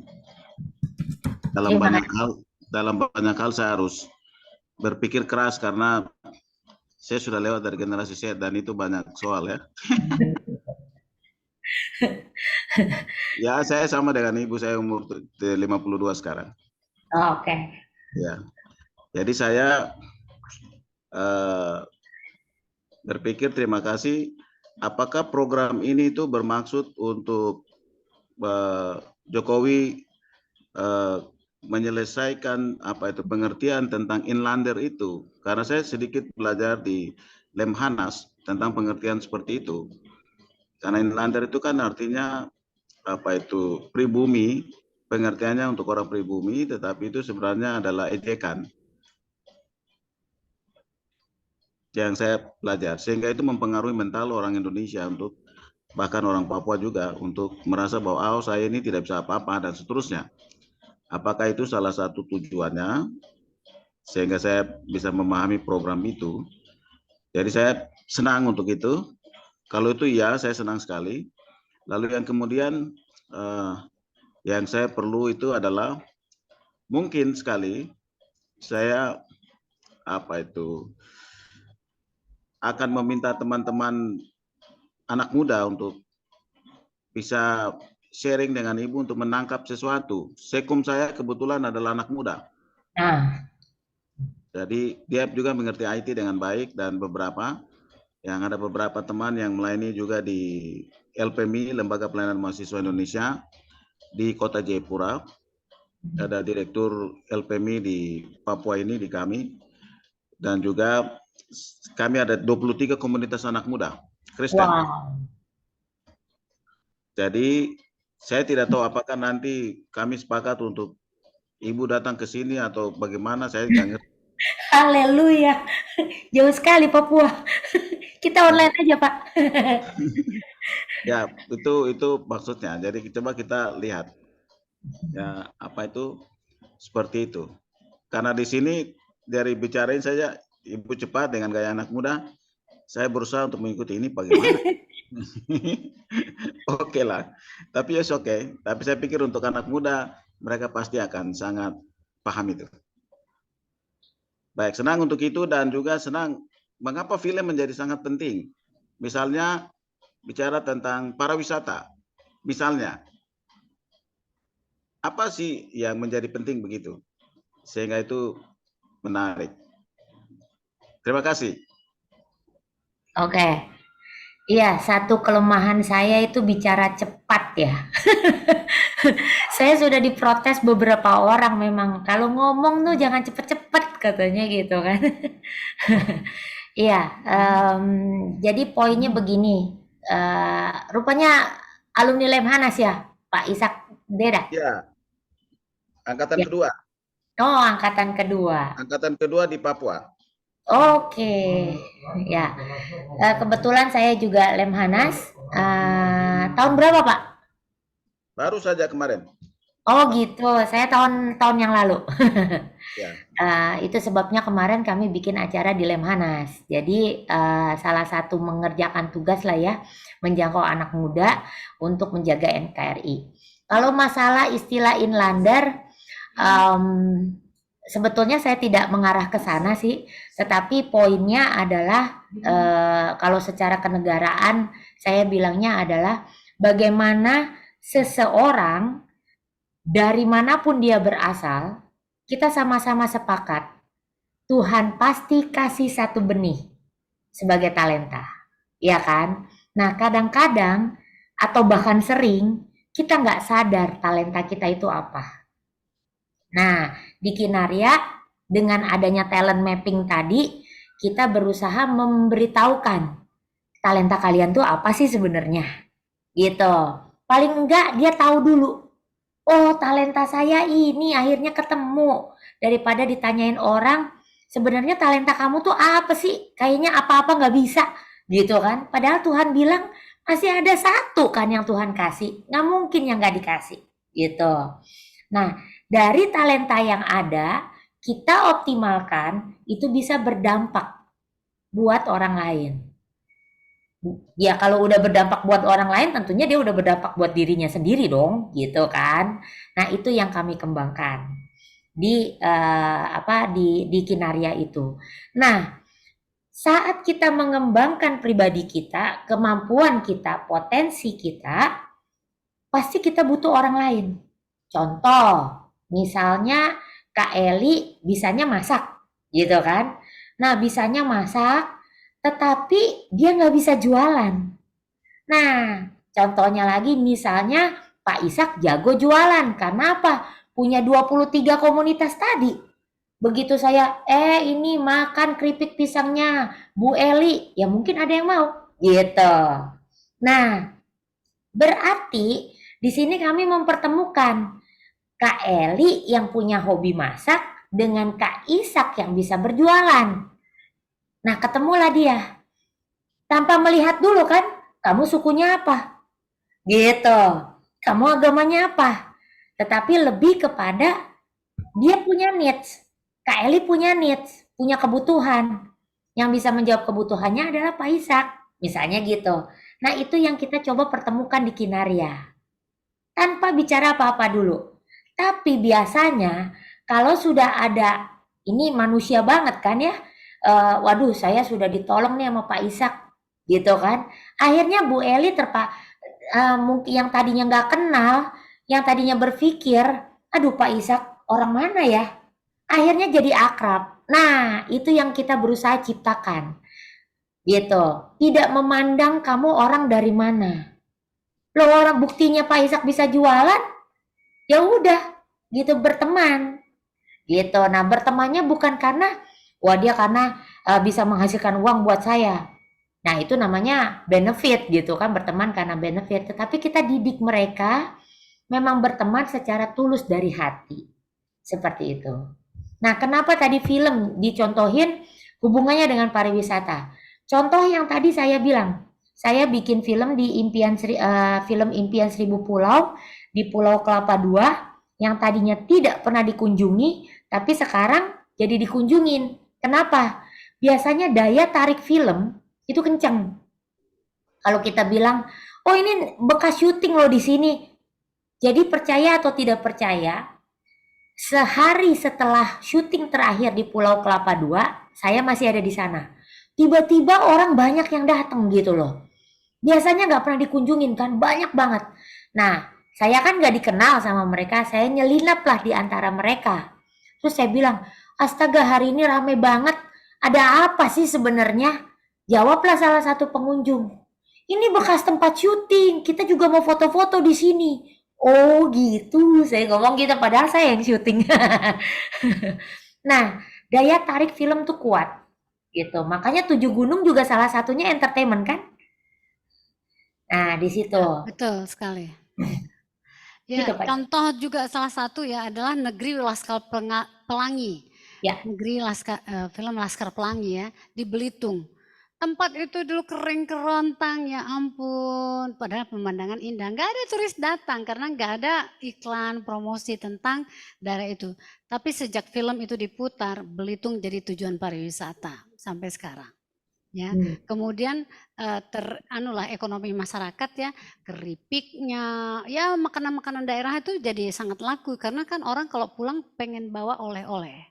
Jadi toko-toko oleh-oleh dibuka, kafe-kafe kecil di kampung dibuka, lalu homestay dibuka dan sebagainya. Benar-benar mendongkrak ekonomi masyarakat. Jadi keadaan Belitung saat sebelum film dan setelah film itu berbeda sekali. Jadi memang betul sekali, pesona film itu luar biasa ya. Ya, mungkin ada yang lain sekali. Tambahkan Pak Deda, silakan. Iya, saya hanya tambah. Buat film itu mahal nggak itu? Oke, kalau ditanya buat film mahal atau tidak itu tergantung dari durasi film. Ya, kalau misalnya lalu serumit apa film yang akan kita angkat. Jadi itu benar-benar tergantung bentuk film yang akan kita buat. Namun perbedaan dari film yang buat bareng sama Kinaria dengan yang tidak bareng Kinaria itu adalah Kinaria akan mengajak anak-anak lokal yang membuat. Gitu. Supaya apa? Biasanya kalau orang lain membuat, dia datang misalnya ke Papua katakan. Oh, saya mau bikin film. Pakai orang-orang Papua hanya untuk artisnya. Betul kan ya? Untuk ngikut lah rame-rame di dalam filmnya gitu kan. Nah, habis itu mereka pulang. Nah, dalam hal ini perbedaan yang signifikan adalah kami mengajarkan anak-anak sana. Walaupun nanti mereka cuman mengerjakan hal yang terkecil sekalipun, tapi mereka akhirnya paham. Dan biasanya itu melekat ke anak-anak. melekat. Nah, pada satu saat mereka sudah bisa bikin film dan mereka sudah punya ilmunya. Jadi seakan-akan kita itu memberikan ilmu pembuatan film, sedangkan kalau mereka mau membuat belajar film sendiri itu kan butuh puluhan juta. Nah, kalau di Kinaria nggak usah. Cukup daftar yang tadi aja itu. Luar biasa, puji Tuhan. Terima Oke, kasih. terima kasih untuk itu. Ya, Ada kemungkinan kami bertemu Ibu nanti.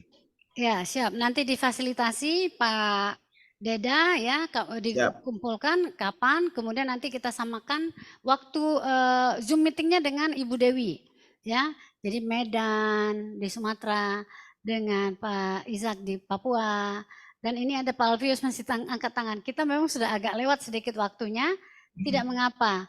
Tapi sambil lalu saya ingin katakan juga, kan saya udah pernah bilang ke Ibu Yvonne ini, kita kan ada light of transformation ya. Lebih lagi nanti kepada arah 7 gunung itu. Jadi nanti kami akan desain juga satu diskusi khususnya nanti bidang anak muda. Jadi itu gunung family biasanya. Jadi ada anak-anak muda yang berkarya, yang punya hati seperti ini. Kita akan atur itu nanti waktunya. Ini karena sudah Natal ya, mungkin awal tahun baru nanti ya. Siap-siap Yvonne juga dan kita semua di sini. Karena saya melihat dari yang kehadiran ya, ada Pak Iwan juga di sini. Ada yang lain, semua yang ada di sini kayaknya semuanya kita ada juga di komunitas di Light of Transformation. Kebetulan ini sedang jadwal Papua Rumah Doa, jadi kita juga yang dapat undangan ikut masuk ya. Tapi nanti di Light of Transformation kita lebih mempertajam ke arah grouping di 7 gunungnya khususnya anak muda nanti. Jadi nanti Yvonne adalah salah satu fasilitator untuk gerakan anak muda nanti secara dari gerakan transformasi ini. Ya, terima kasih. Sebagai tambahan saja itu nanti supaya Yvonne dan yang lain juga di sini kalau nanti mau follow up lagi kita bisa follow up lebih luas secara nationwide begitu ya. Oke, Pak Alfius silakan Pak. Ya, salam, selamat sore semua. Sini malam sini. Saya Ibu Ipon, memang saya tinggal di Sarawak, Malaysia, tapi saya dari Kalimantan. oke. Nah, Salam kenal. ya, waktu Ibu berbicara tadi tinggal di Lipo Cikarang, saya Ya. punya adik ada di Lipo Cikarang. Oke. Ya, dulu adik saya nanti pelayanan di CBN. Oh, dekat rumah saya. Saya di Beverly. Nah, adik saya itu di Dempo. Apa namanya itu? Summerville. Oh, oke. Siapa namanya? Karsia Luciana. Oh, Karsia. Nah, itu adik saya. Oh, gitu. Ya. Nah, kan suaminya, makanya waktu saya dilihat nama, tadi sebetulnya saya mau dengar-dengar aja, tapi sepertinya foto-foto Karsia, nama adik saya kan Karsia. Ya. Sepertinya dia pernah sebut nama itu tadi, makanya saya penasaran. Nah, ya Ibu kenal dia ya? Ya Ibu juga di GBD. Ya, saya kenal. Dia pernah datang ke ruko saya juga, Karsia. Nah, itu adik saya bagus dibawa kerjasama juga. Dia punya beban untuk anak-anak juga. Boleh nanti di-share nomornya, Pak. Kayaknya saya nggak punya nomornya. Memang dia dulu kan selain konselor di CBN, dia dulu juga di sekolah minggu di GB Rock Bandung sebelum di Lipo Cikarang itu. Oke. Nah, tadi Ibu bilang juga kan fokus ke anak-anak. Nah, kebetulan ada 2 keponakan saya ikut adik saya. Oke. Nah, yang satu sekolah di Sekolah Kristen Tunas Bangsa. Ya. Nah, sekarang dia kelas 1 SMA lah. Nah, yang satu lagi baru masuk di Presiden University. Oke. Nah, saya lihat mereka berdua ini pun mereka di gereja GBI-nya Pak Weko. Nah, saya akan beberapa tahun ini 2-3 kali saya sering ke Lipo Cikarang itu. Nah, waktu bulan 10 lalu saya pergi, saya lihat kedua anak keponakan saya, mereka pun sangat aktif di gereja dan mereka punya kelompok sel juga, anak-anak remaja. Anak remaja pemuda itu bagus itu. Jadi saya pikir kalau mereka dilibatkan sangat bagus itu. Ya. Nah, terima kasih. Boleh share aja nomor saya itu. Tadi saya udah taruh ya. Nah, satu lagi kesaksian, ada keponakan saya yang satu itu dia perempuan. Nah, perempuan waktu itu dia kelas 3 SMP, dia tinggal sama adik saya. Dia terikat dengan game, Bu. Ah, Dia terikat dengan game, kadang-kadang dia kalau besok hari Sabtu nggak sekolah, dia main game kadang sampai jam 1, jam 2 pagi. Nah, habis itu kemudian sebelumnya dinasihati sama adik saya Karsia itu kadang dia sempat melawan lah. Tapi akhirnya saat akhirnya dia sakit. Dia sakit sampai masuk ke rumah sakit Siloam. Nah, rumah sakit Siloam itu. Nah, tapi saya lihat keponakan saya ini, mereka seperti ada masalah tapi tidak ada tempat mengadu. Saya lihat mereka hubungan sama orang tua, mungkin orang tua sepertinya kurang dekat sama mereka dan mereka lebih dekat sama saya. Mereka lebih karena mungkin saya pastor lah, karena mereka tahu saya pastor lah. Nah, dan waktu dia sakit itu, adik saya cerita lah karena dia game ini itu, akhirnya saya terpaksa terus terbang, saya ke Lipui Cikarang. Nah, saya ke Lipui Cikarang, saya habis itu saya jumpa sama dia, saya layani lah. Nah, saya katakan, saya biasa pelayanan kesembuhan. Saya katakan, saya sama anak buah saya itu keponakan saya namanya Putri. Saya datang di sini, saya tidak hanya berdoa supaya kamu sembuh, tapi saya berdoa supaya kamu bebas dari game. Itu saja saya katakan. Nah, saya tidak supaya kamu sembuh, tapi supaya kamu bebas dari game. Saya doakan, puji Tuhan, sejak itu dia tidak main game lagi. Ya, sekarang baguslah. Dan bagus, aktif ke gereja, sikapnya pun bagus. Jadi, ya tadi itu. Karena saya pun dulu pernah pelayanan di sekolah minggu juga, di pemuda, di remaja, bahkan kami sempat punya pelayanan namanya Chosen Generation, generasi terpilih. Nah, jadi memang dari anak-anak muda di sini juga lah waktu itu. Jadi mahasiswa dan kadang-kadang saya tahulah bahasa anak muda itu. Jadi mungkin pendekatan kita, salah satu yang sangat penting pendekatan itu yang tadi itu. Kadang-kadang anak-anak remaja saya lihat ya mereka tidak ada masalah, mereka tidak ke orang tua mereka. Dan banyak lagi orang tua mereka yang bukan rohani lah, tidak menjadi contoh. Akhirnya mereka perlu orang yang mau mendengarkan, memperhatikan mereka. Jadi saya sangat diberkatilah dengan pelayanan Ibu tadi. Tuhan berkati Ibu. Makasih, sama-sama. Ya, Eli, ya. mungkin saya mau sampaikan gini, cita-cita akhirnya itu dari apa yang dikerjakan itu kita kayak CBN, tetapi khusus untuk menangani konsultasi anak-anak muda. Jadi kita nggak terima yang dewasa, judulnya gitu. Kenapa? Anak-anak juga butuh didengar. Ya. Itu poin itu. Ya, dan itu untuk kami yang mendengar di sini, kami sudah catat ya, kita sangat bagus sekali tindak lanjuti karena kita sebenarnya tuh ingin sekali bahwa anak-anak muda kita ataupun kader-kader dari gereja, jemaat gitu ya, mereka bisa menjalankan amanat agung. Hanya bagaimana how to-nya ini tuh yang agak masih kayak gimana ya. Tapi ini salah satu cara menurut saya ya, sehingga mereka itu terkondisi, akhirnya mereka punya komunitas, kan itu udah langkah yang paling sederhana untuk mereka mulai memberitakan Injil melalui suratan yang terbuka tadi, baru nanti akan diperluas kepada hal-hal yang lebih lagi lainnya. Dan sebelum kita tutup, saya pikir kita sepakat nanti segera berkabar dari Pak Ishak Deda, dari Ibu Dewi dan dari saya sendiri karena kami punya komunitas pendoa yang punya hati untuk misi ya, kami guru-guru yang mengajar juga, jadi nanti itu aja dulu dari berapa yang ada ya, nanti teman-teman yang ada di Zoom kalau sekiranya nanti tertarik kontak saja, lalu kita nanti minta waktu kepada Ibu Yvonne kapan kita bisa Zoom untuk dengerin ya secara teknis atau briefing lah atau apalah training singkat seperti itu. Yang penting semangat kita untuk beritakan Injil itu harus ya.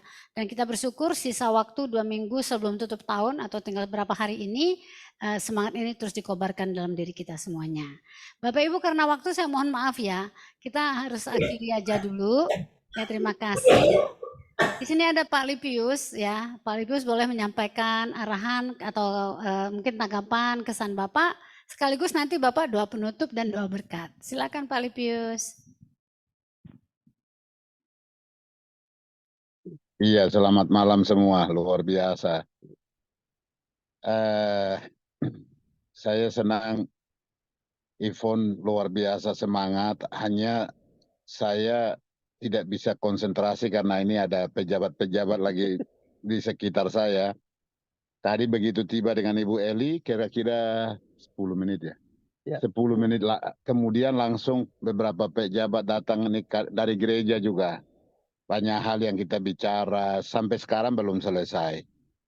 Tapi tadi apa Yvonne sampaikan dan semua respon saya lihat luar biasa. Ishak juga itu salah satu pendeta tapi juga orang adat Papua. Nah, luar biasa tadi. Jadi terima kasih banyak Yvonne, senang sekali, energik, luar biasa. Cocok namanya Kak Yvonne Kinaria. Oh iya itu ya. Puji Tuhan, nanti kapan-kapan kalau ini lagi saya akan konsentrasi waktu. Seperti itu, tapi terima kasih untuk waktunya. Terima kasih juga untuk Alfius, tadi sudah Pak Pendeta, luar biasa. Yang lain sudah biasa ini. Pak Irwan ada juga ya? Pak Ya Irwan, ada Pak selamat Irwan, malam. Pak ada. Ya, puji Tuhan. Terus yang laki-laki tadi yang bagian judicial apa itu? Ya, Komisioner. shalom Pak Lepius. Sorry, saya lagi ada kegiatan. Ya, Ya. tadi ada Pak Judicial tadi Pak hadir tadi di sini, tapi tadi lalu pamit karena ada tamu kayaknya. Oke, bagus. Puji Tuhan. Sekali lagi terima kasih Yvonne untuk waktunya dan semua hamba Tuhan sudah join. Ya, ini momentum yang baik untuk kita menjadi berkat di setiap bidang. Tuhan mau seperti itu. Jadi kesempatan baik untuk Ibu bisa menyampaikan isi hati Tuhan yang sudah Tuhan kerjakan melalui Ibu. Jadi Tuhan berkati Ibu. Doa kami selalu menyertai Ibu Yvonne. Saya doa penutup ya, Ibu Eli. Ya Pak, terima kasih sekali. Baik, kita berdoa. Bapak terima kasih untuk kesempatan malam hari ini. Hamba-hambamu sudah mendengarkan apa yang disampaikan oleh Ibu Yvonne dan diskusi sangat menarik. Dan sekarang sudah jam 9 lewat karena memang pelajaran atau firman yang disampaikan oleh Ibu Yvonne sesuai dengan kebutuhan umatmu zaman ini. Itu sebabnya apa yang sudah disalurkan menjadi berkat bagi semua mereka yang mendengarkan dan bisa transfer itu kepada semua orang yang engkau percayakan untuk mereka layani. Berkati Ibu Yvonne, keluarganya, kesehatannya, karirnya, Tuhan limpahkan berkat atas dirinya. Terima kasih, engkau baik, engkau sungguh baik, sangat baik. Terima kasih. Kira-kira 11-12 hari lagi atau 11 hari lagi kami akan memasuki atau menyambut tahun baru 2024. Tahun baru 2024 kami mau Allah melakukan terobosan-terobosan baru. Allah tunjukkan misteri-misteri yang engkau simpan sejak kekekalan. Akan engkau bukakan bagi orang-orang pilihan Allah, orang-orang kudus seperti yang hadir dalam malam ini. Tuhan, ini kami, persiapkan kami untuk menyambut terobosan itu, menerima misteri Allah itu, untuk jadi berkat bagi bangsa-bangsa di bumi ini di tahun 2024.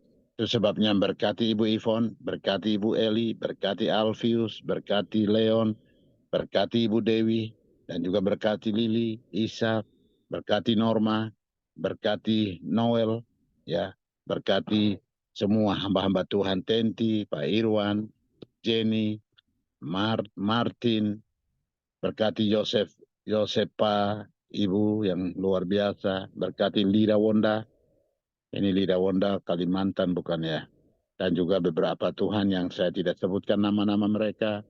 Tuhan berkati mereka, lindungi mereka, yang sakit sembuhkan, membutuhkan pertolongan dalam hal apapun, Tuhan buka jalan. Terima kasih Bapak, Engkau maha mendengar dan maha menjawab. Karena doa-doa yang dinaikkan dalam nama Yesus selalu menjadi jawaban yang sempurna sesuai dengan firman-Mu. Terima kasih Tuhan, terima kasih. Terima kasih Engkau baik, sungguh baik. Akhirnya Bapak yang baik, Bapak yang penuh cinta dan kasih, malam ini kami mau terima berkat-Mu. berkat holistik yang akan kami pakai untuk menjadi berkat di tahun 2024. Berilah berkat kepada anak-anak-Mu, berkati kami malam ini. Kami mau terima berkat-Mu. Berkat-berkat yang berlimpah dari Allah Bapa, berkat dan cinta kasih di dalam Yesus Kristus Tuhan, dan berkat di dalam persekutuan Roh Kudus yang adalah sahabat sejati sepanjang masa, sekarang sampai Engkau datang menjemput kami semua. Bapa, terima kasih. Amin. Puji Tuhan, selamat malam, Tuhan berkati semua, terus Amin. jadi berkat. Terima kasih Pak Lipius, Ya, Ya, terima kasih Bapak Lipius dan semua Bapak Ibu yang dikasih Tuhan yang malam hari ini sudah bersama-sama. Puji Tuhan ya. Terima kasih. Kita harus akhiri karena waktu ya. Seru sebenarnya ya, Ivon. Nanti lain kali kita akan kabarkan untuk kita boleh berjumpa lagi untuk yang teknis ya, untuk kita boleh lihat step-stepnya. Baik Bapak Ibu yang dikasih Tuhan, terima kasih sekali lagi untuk waktu semuanya buat kita semuanya di sini. Selamat beristirahat. Sampai jumpa lagi semuanya. Tuhan Yesus memberkati ya. Terima kasih. Tuhan Yesus memberkati. Oke, baik kita akan end. Kita hitung bersama-sama supaya selesainya bisa bareng juga. Kita hitung bersama 1, 2, 3. Sampai jumpa. Sampai jumpa. Salam.